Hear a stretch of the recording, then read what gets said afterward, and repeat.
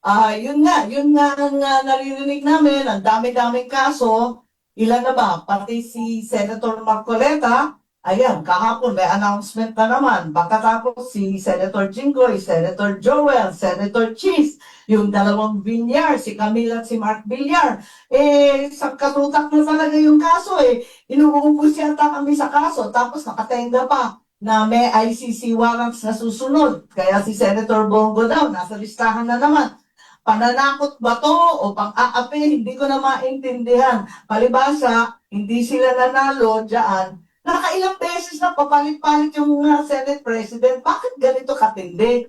Noon naman natalo kami. Hindi kami bumoto kay Senator Tito Soto. Wala naman umalma eh. Quiet lang kami. Kahit tinanggal lahat ng aming committee, ayos lang. Nagpasalamat pa rin kami. Kasi naniniwala kami sa proseso. Hindi kami kapit tukuha sa posisyon. Pero ngayon, bakit ganito? Hindi naman nangyari ito dati.